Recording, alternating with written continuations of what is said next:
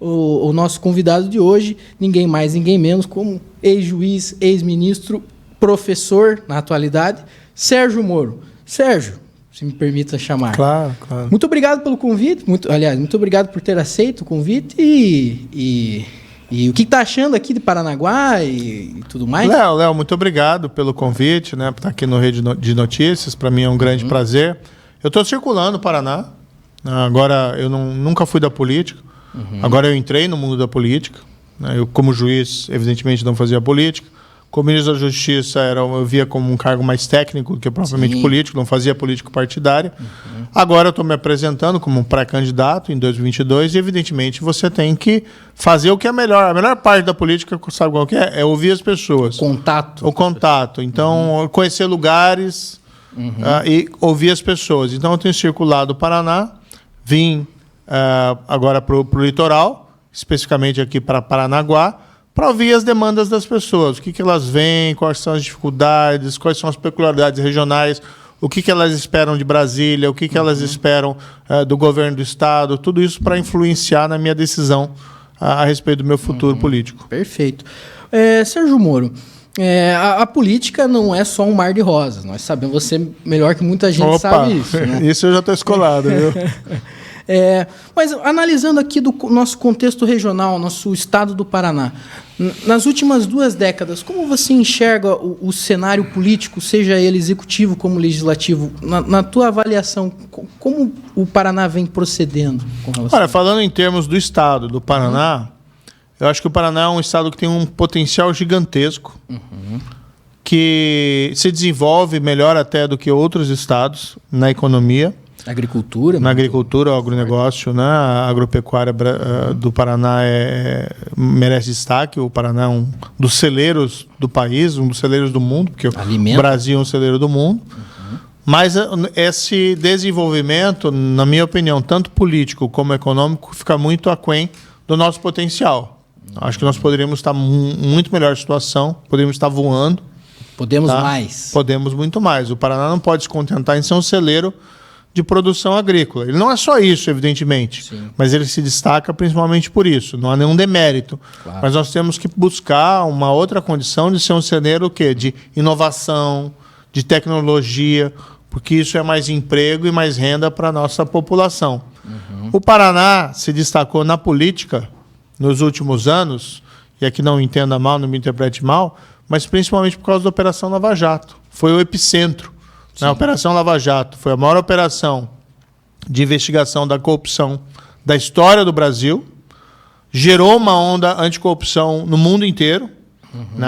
Afetou a América Latina, países como Peru, Colômbia, Equador, países da África, mesmo países lá onde esse dinheiro era lavado, como Suíça, como os Estados Unidos, teve um impacto enorme. Uma operação internacional, né? Exatamente. Não é exatamente política, mas foi um momento em que o Paraná se destacou na página da história. Porque essa operação só foi possível com o apoio da população, com o apoio da opinião pública. E a posição aqui da opinião pública do Paraná e da população do Paraná foi fundamental. Então, veja que interessante, a gente conseguiu escrever uma página na história mundial a partir do Paraná, mas de uma operação, um caso judiciário. Eu acho que a gente a nível federal, né? A nível federal. Acho que a gente tem condições de escrever novas páginas da história. O Paraná tem condições de ser um referencial no Brasil de integridade na política, de uma economia também dinâmica e de um Estado menos desigual, mas a gente está perdendo um pouco algumas oportunidades, na minha opinião. Certo. Bom. Sérgio Moro, professor, o Paraná, como você mesmo disse, tem um imenso potencial. Aqui em Paranaguá, especificamente, puxando agora, saindo da Seara Paranaense e indo para a Seara Parnanguara, que é quem nasce em Paranaguá, nós temos o segundo maior porto do Brasil, primeiro em alguns segmentos, mas é um grande movimentador de renda e PIB para o país, de modo geral, Paraná e país. Certo? Mas, infelizmente, Sérgio Moro, o Parnanguara médio e litorâneo, de modo geral, não está tendo acesso, isso é um movimento que já vem há algumas décadas acontecendo, o Parnanguara não está tendo acesso a essa grande remuneração, em sua maioria, né, que o porto que tem na sua cidade gera. Ou seja, os grandes salários, as grandes corporações, hoje não contratam o Parnaguara nem o litorâneo, e muitas vezes por falta de capacitação. As empresas não é um preconceito, mas e sim falta de qualificação. Na nossa visão aqui da emissora, o Estado precisa intervir nisso e auxiliar o Paranaguá e o litoral a ajudar a capacitar a mão de obra local para que possa fornecer a mão de obra para o Porto de Paranaguá, né? Para a APA, né? Que é a coligação dos portos. E o que você avalia que um membro, seja ele do Legislativo ou do Executivo, uma vez lá dentro, o que ele pode contribuir para evitar com que o Parnaguara sofra essa consequência? O que está acontecendo hoje? Hoje a gente está tendo um porto cada vez mais rico e uma população cada vez mais pobre, né? Mesmo tendo o ônus da produção portuária e não ficando com o bônus, que é a remuneração. Como você acha que você pode ajudar a reverter esse quadro aqui no litoral? O que o litoral paranaense precisa? Precisa primeiro investimento em infraestrutura. Sim. Então, é crônica, antiga, que é a reclamação de que falta melhores estradas para escoar a produção do porto, que faltam melhores estradas e caminhos para, por exemplo, para o turismo na região, para aproveitar melhor as praias. Falta maior infraestrutura de lazer. Agora, existe esse outro ponto que você colocou, que eu concordo totalmente. Como é que você faz com que a renda gerada pelo porto fique nas mãos dos cidadãos da região? Você tem que capacitar a mão de obra. Então, aí cabe sim ao Estado, ao governo do Estado, ao governo do município, no que for possível, até mesmo o governo federal, mas acho que principalmente isso é uma função do governo do Estado, de você gerar aqui programas de capacitação e treinamento da mão de obra para esses trabalhos muitas vezes especializados que geram maior renda. Então, tem algumas experiências em outros cenários que alguns estados adotam. Por exemplo, lá em Recife eles têm o famoso Porto Digital, que é investimento e capacitação para mão de obra na área de tecnologia. Aqui não é exatamente a mesma coisa, mas você pode sim fazer programas direcionados especificamente para a população local para habilitá-la a trabalhar e galgar essas posições superiores dentro dessa administração portuária ou dos trabalhos ou dos empregos gerados diretamente vinculados ao porto. Tem que ter aqui iniciativa, né? Tem que buscar outros caminhos. Programas de capacitação, a gente viu até no passado que o próprio governo federal muitas vezes tem dificuldade em gerar bons programas. Não é fácil. Não é fácil. A gente lembra sempre do Pronatec, foi um programa do governo do PT, e a crítica que se faz é que ele tinha baixa eficiência. Muita gente fazia o Pronatec, se gastou bilhões de reais, mas a mão de obra que conseguia o emprego depois disso era muito pequena. Mas se a gente for examinar o programa em detalhes, eles criaram uma parcela do Pronatec, que teve 1% do orçamento do Pronatec, que era o tal do Pronatec Medic, que era um Pronatec orientado pelas empresas. As empresas que orientavam, olha, eu preciso de mão de obra nessa área, e o curso era montado, o curso de capacitação era montado segundo a demanda da empresa. E os dados estatísticos mostram que quem fez esse Pronatec Medic conseguiu uma recolocação no mercado de trabalho muito rapidamente. Porque numa pequena mudança, num pequeno ajuste, você consegue muitas vezes ajustar um programa para ele ser eficiente. Não adianta você gastar bilhões sem que você tenha eficiência. Então, acho sim que poderia aqui ter um programa.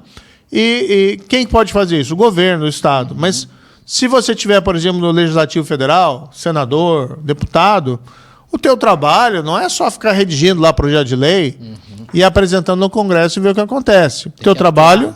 Oi? Teria que atuar efetivamente. Né? Você tem que fiscalizar o governo e você tem uma influência, né? O poder de um senador, por exemplo, mesmo dentro do Estado, influenciar políticas locais é enorme. Então você pode ir na sociedade civil, movimentar as engrenagens, você pode pressionar o governo estadual, você pode pressionar o governo federal, pressionar no bom sentido, a fazer a coisa certa para melhorar a vida das pessoas. Você não pode ser aquela frase, né, que é do nosso hino, deitado em berço esplêndido. Não, se você foi eleito a um cargo representativo para representar as pessoas, você tem que mostrar que você está ali para valer. Assim como a gente estava no judiciário. Tem, infelizmente, muita gente no judiciário que se acomoda. Que tem lá o seu horário, cumpre lá o seu horário, às vezes nem cumpre o seu horário e se acomoda e não faz seu trabalho.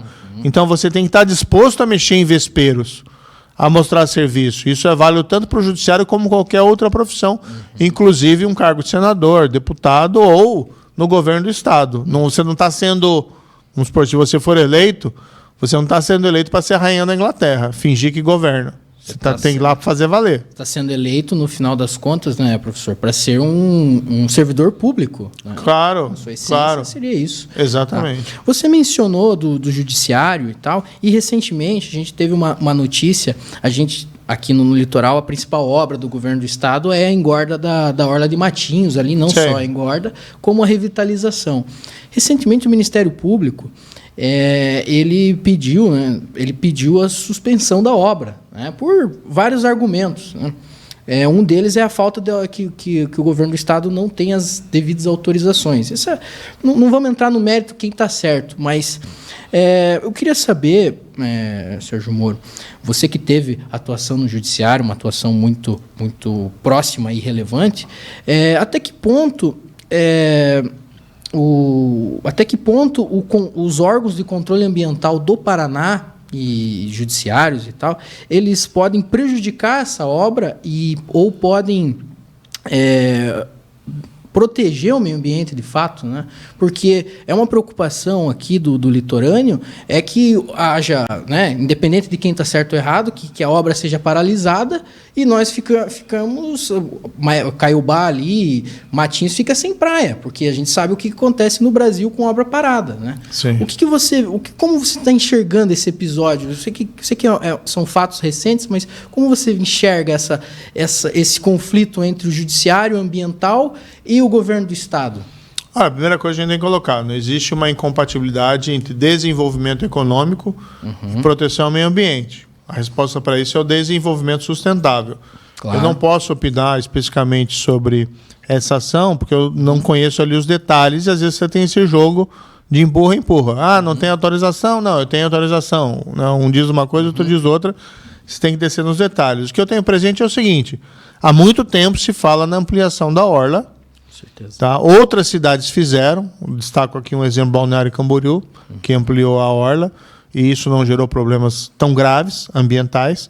Então é algo que pode ser feito. Pode ser que esteja faltando alguma coisa, algum detalhe, mas seria o ideal que uma obra dessa natureza, que gera um impacto positivo no incremento das oportunidades turísticas aqui na região, não fosse embargada. Então, se existem problemas específicos, que se tente resolver sem a paralisação da obra. É a minha opinião específica. Tá? Porque o que a gente não pode fazer é colocar a proteção do meio ambiente como um obstáculo ao desenvolvimento. Porque se a gente faz isso, a gente começa a colocar as pessoas contra essas ações de proteção ao meio ambiente. E as duas coisas são possíveis de compatibilização. Tem que ter maior cuidado, Ninguém pode defender aí uma destruição e uma falta de cuidado com o meio ambiente. O que me chama a atenção é apenas que faz muito tempo que se fala nisso. Será que não foi possível tomar os cuidados necessários? Será que realmente houve falhas nisso? Se houve falhas, elas não podem ser corrigidas de alguma outra maneira? Então, assim, eu particularmente sou favorável, né, à ampliação. Tem que, claro, ver os detalhes. Progressista?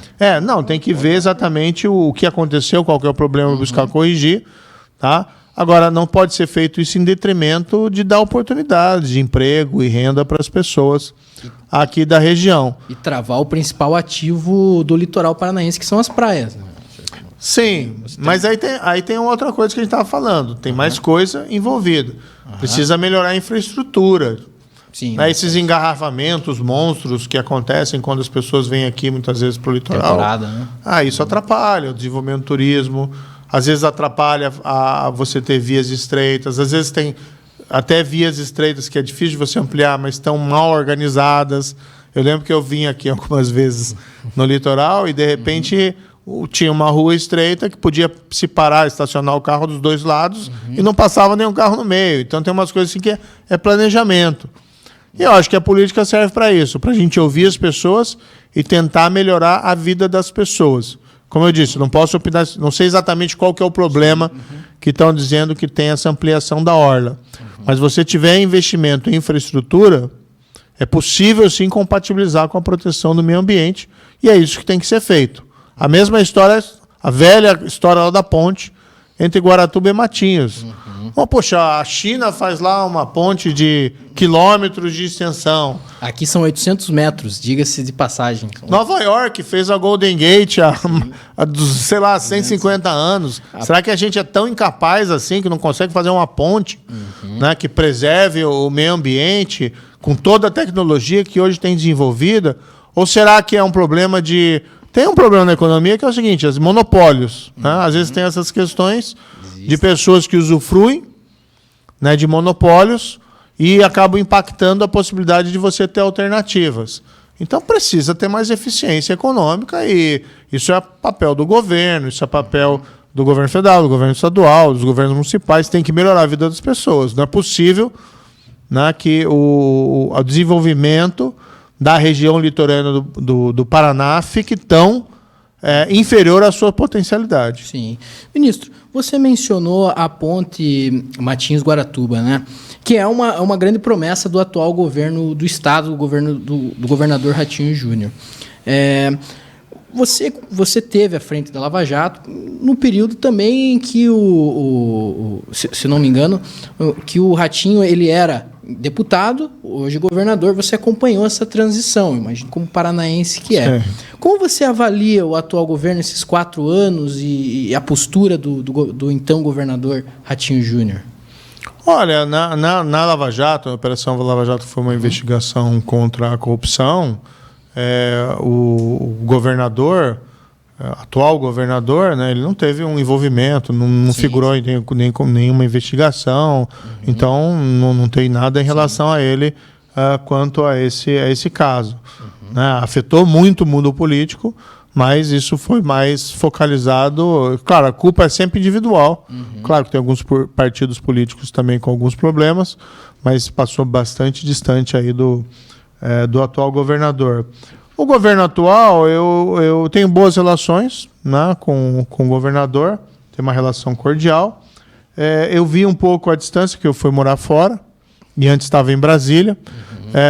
Teve uma gestão que teve alguns episódios que complicaram um pouquinho, que foi a própria pandemia. Né, e qualquer governo, né? Dificulta qualquer governo. Teve também as dificuldades econômicas. Ou seja, é algo que a gente precisa ainda avaliar melhor. Perfeito. Né, essa gestão. Perfeito, ministro. Ministro, nós fomos para o Paraná, Paranaguá, né, e litoral como um todo. Agora vamos para o nível nacional, né, Brasil. Vamos discutir. Bom, a gente vê pelas pesquisas uma polarização entre Lula e Bolsonaro e provavelmente o segundo turno vai ser definido entre os dois. Independente de quem ganhe, como você avalia um segundo governo Bolsonaro ou um terceiro governo Lula? Como você avalia essa transição ou manter o atual governo? Eu posso chorar aqui na rádio? Não? Pode chorar, fica à vontade. Mas olha, eu espero que isso não aconteça. Eu espero que haja ainda uma possibilidade de uma alternativa. Ainda faltam meses até a eleição, então muita coisa pode acontecer. União Brasil tem um candidato, que é o Luciano Bivar, que é presidente do partido. É um partido que tem estrutura, é um partido que tem tempo de TV, é um partido que vai apresentar propostas. E se não for possível romper essa polarização, que pelo menos a gente se preocupe em construir um Congresso forte e governos estaduais que possam resistir a esse radicalismo que é representado por esses extremos. E do outro lado, que a gente consiga, de alguma maneira, avançar em pautas que transformem para melhor a vida das pessoas, mesmo apesar dos presidentes. Porque a gente também não pode pensar assim, tudo se resume ao presidente da República. Sim. Não é. Eu sei que tem muita gente insatisfeita com a situação, e a minha sugestão para elas, então pense em quem você vai eleger para deputado, pense em quem você vai eleger para senador, pense em quem você vai eleger para governador, porque essas pessoas também têm responsabilidades e podem melhorar a vida das pessoas. Você vê que várias coisas na história do mundo que foram significativas foram feitas muitas vezes por pessoas que sequer tinham cargos políticos. Então vamos colocar ali o movimento dos direitos civis nos Estados Unidos, Martin Luther King, o próprio Gandhi na Índia. Né? O Nelson Mandela, na época, foi presidente, mas ele a parcela, acho que mais significativa da contribuição política dele aconteceu enquanto ele estava preso. Sim, como figura de voz, né? Exatamente. E do outro lado, a Lava Jato. A Lava Jato foi um produto institucional, com grande apoio da opinião pública, e, em princípio, fui eu lá como juiz de primeira instância. Sempre me disseram, olha, como juiz de primeira instância, você não vai fazer nada significativo. Claro que julgar os casos concretos, fazer justiça no caso concreto é significativo.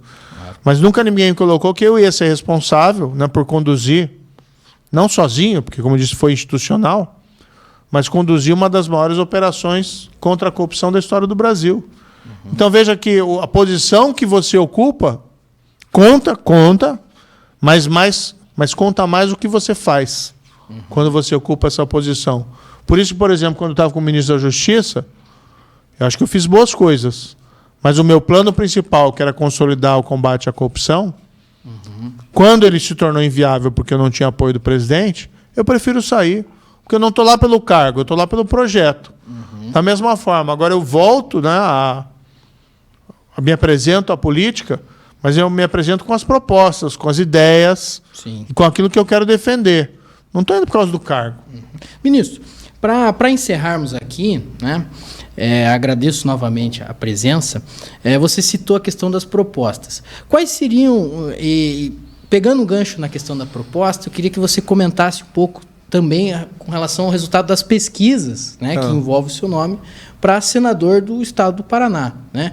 Então, eu queria, aí, para encerrar, que você dissesse para a nossa audiência que está nos assistindo e nos ouvindo, quais são as propostas do pré-candidato Sérgio Moro, seja lá o que for, né, Senado, governo, deputado, e como você avalia o trabalho que não só seu, mas a assessoria, né, vem fazendo, e que o reflexo disso seriam também nas pesquisas, né? Então, para a gente encerrar, seriam esses dois questionamentos. Eu devo me definir em breve, o que eu vou ser candidato, sei que serei candidato em 2022, vou definir isso em uns 10, 15 dias, acho que tem que ter a humildade de ouvir as pessoas, como eu coloquei. Tem saído pesquisas que me colocam numa posição confortável para disputar qualquer cargo aqui no Paraná. Ontem saiu uma publicada, me colocou na liderança na corrida eleitoral para o Senado. Né? Então, nos dois cenários apresentados, num deles eu estou na frente com 41%, no outro com 30%, a depender de quem são os concorrentes, que ainda não está definido. Então, por isso que essa colocação de cenários distintos. Então, isso me trouxe muita satisfação. Eu acho que, de certa maneira, é um reconhecimento pelo trabalho que a gente fez, tanto como juiz como ministro da Justiça, ou seja, reflete uma credibilidade que eu carrego. Agora, o cargo específico, realmente, a gente vai definir um pouquinho mais adiante. Eu tenho falado aqui, Léo, em 5 propostas para transformar o Brasil e o Paraná. E um pouco naquela lógica, se você não consegue fazer tudo o que você quer a nível de Brasil, vamos tentar fazer no Paraná. Pense globalmente, haja localmente. Sempre se pode fazer alguma coisa. E essas propostas estão numa vertente, olha, um Brasil e um Paraná livre de corrupção. E a gente vai para os detalhes. Por exemplo, fim do foro privilegiado, volta da execução em segunda instância, a criação de delegacias especializadas, estruturadas para investigar a corrupção, com proteção aos investigadores, que isso é essencial, porque hoje eles estão sofrendo retaliação. Tem outras também, ali, propostas nesse meio. Outro vertente é a segurança pública. A gente está falando um Paraná seguro para as famílias, que a gente pode reduzir ainda mais a criminalidade. A gente sabe aqui, por exemplo, na região do Paranaguá, do Porto, que tem problemas envolvendo a utilização do Porto para tráfico de drogas. Tem um problema muito grave. Pelo crime organizado. A gente sabe que boa parte da criminalidade violenta está vinculada a essas organizações criminosas. E veja, quando eu fui ministro da Justiça, tá, a gente foi firme contra o crime organizado. Então, quando eu falo assim, a gente vai ser firme, não estou contando uma história da carochinha, a gente já foi. Porque a gente quer retomar isso. Quem foi contra o PCC lá em São Paulo, contra as lideranças, isolou as lideranças em presídios federais de segurança máxima, sem celular, sem fuga, sem resgate, sem comunicação com o mundo externo que não seja monitorada. Foi a minha gestão no Ministério da Justiça, por atuação, inclusive minha, direta. Então, a gente propõe várias coisas ali, entre elas, por exemplo, algo que é significativo para o Paraná. aumentar a rede nacional de perfis genéticos, coletar da população carcerária do Paraná o perfil genético. Quer passar um cotonete na boca e aí você tira o DNA. Ter esses dados genéticos. Você bota num banco de dados, é uma moderna impressão digital, aí vai um criminoso praticar um crime, deixou cair um fio de cabelo. Por que você vê esses filmes hoje em dia de Hollywood, muitas vezes vai o bandido lá roubar um banco, vai com aquelas toquinhas, né? Porque se deixar cair um fio de cabelo no local do crime, você tira o DNA, bota no banco de dados e você descobre quem que é o culpado, quem que é o responsável. Você ajuda a inteligência a identificar... Exatamente, porque as pessoas reclamam, a polícia não consegue descobrir quem que é o culpado, a investigação é ruim. Sim, a gente precisa criar os instrumentos. Quando eu fui ministro da Justiça, a gente revitalizou o Banco Nacional e foi um dos instrumentos que permitiu a elucidação daquele assassinato da menina de Curitiba, Raquel Genoff, que ficou lá 9 anos sem ser descoberto. Não, 9 não, 11 anos. 11 anos. Sem ser descoberto o assassino. Foi descoberto porque a gente revitalizou a Rede Nacional de Perfis Genéticos. Agora, o que você tem que fazer? Pela lei, ampliar o número de pessoas sujeitas à coleta do perfil genético, gente que se envolveu em crime, tá? E fazer esse trabalho de coletar o perfil genético dos presos. Dá para fazer isso. Tem outras propostas? Tem, mas se insere nesse conjunto de propostas da segurança pública. Propostas também vinculadas à geração de emprego e renda, pensando na nova economia, essa economia em transição para energia renovável com mais tecnologia. Naquela ideia, o Paraná não pode ser um celeiro de alimentos tão somente. Tem que ser um celeiro de emprego. Tecnologia, de inovação. O mundo do futuro é esse. A agropecuária, puxa, ótimo. E ela vai ser cada vez mais importante no mundo que demanda alimentos. Mas não pode ser só isso, a gente precisa diversificar. Um Paraná com saúde e educação na palma da mão, que é uma referência aqui aos smartphones e as potencialidades da comunicação à distância para incrementar não só o acesso à educação e à saúde, mas também a facilitar a vida do cidadão, que ele quer resolver os problemas dele sem ter que sair de casa. A telemedicina está aí, veio com a pandemia, é importante. A educação à distância, igualmente. Você pode, por exemplo, ter aulas com professores consagrados nacionalmente e até internacionalmente e disponibilizar na educação pública, né, para os alunos, com um acompanhamento de um outro professor junto, local. Mas você pode pegar aula com os melhores professores do mundo para ensinar aos nossos alunos. E a outra vertente é um Paraná e um Brasil que respeitam o indivíduo, as liberdades individuais, que hoje isso é necessário, e, do outro lado, também protege a família, a dignidade das famílias. E aí é uma pauta um pouco mais de valores e de princípios. Bom, mas basicamente a essência das propostas são essas, né? Aí sim, pode discorrer muito mais. Claro. Bom, ministro, ex-juiz, ex-ministro, professor Sérgio Moro, em nome de toda a Ilha do Mel FM, gostaríamos de agradecer a presença sua, da sua equipe, tá? E contem com o microfone democrático da Ilha do Mel sempre que precisar, tá? Essa pauta de segurança pública é uma pauta muito importante aqui em Paranaguá, né? Nós temos o Porto de Paranaguá, que é um alavancador de tráfico de drogas, é um potencializador. E desejo toda sorte, né, nessa trajetória nova, né? E agradeço novamente. E para vocês que estão ouvindo em casa, esse foi o ministro, ex-ministro, ex-juiz Sérgio Moro no Rede Notícias. Rede Notícias. A notícia como ela é.